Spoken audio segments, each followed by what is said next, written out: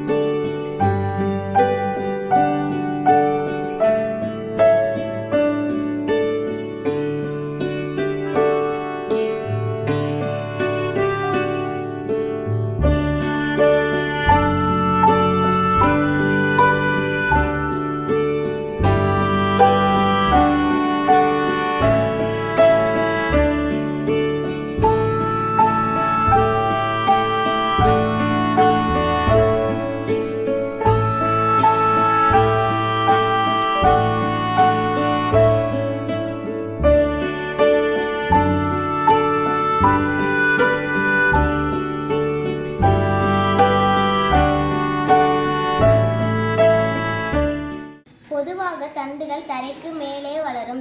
ஆனால் சில தண்டுகள் தரைக்கு கீழே வளர்கிறது.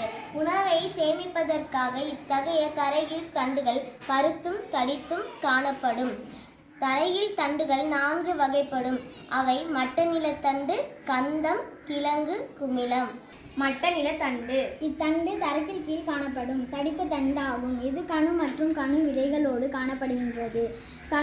கணு செதில் இலைகள் காணப்படுகின்றன. இது தரைக்கு கீழ் கிடைமட்டமாகவும் குறிப்பிட்ட வடிவமின்றியும் வளர்கிறது. இத்தண்டில் உள்ள மொட்டுக்கள் முளைத்து புதிய தண்டு மற்றும் இலைகளை உருவாக்கும். எடுத்துக்காட்டாக மஞ்சள், இஞ்சி.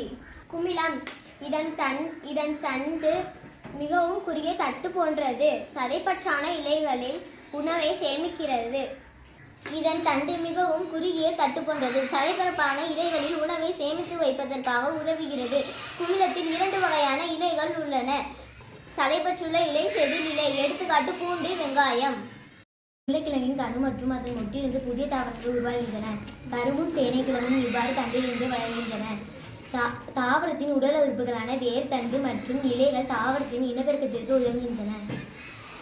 கந்தம் இத்தரைக்கீழ் தண்டு வட்ட வடிவில் காணப்படும். இதன் மேற்பகுதியும் அடிப்பகுதியும் தட்டையாக காணப்படும்.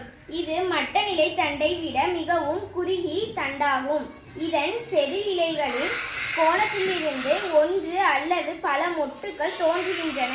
ஒவ்வொரு மொட்டும் வளர்ந்து செய்து தாவரங்களை உருவாக்குகிறது. எடுத்துக்காட்டாக சேனைக்கிழங்கு, சேப்பை கிழங்கு.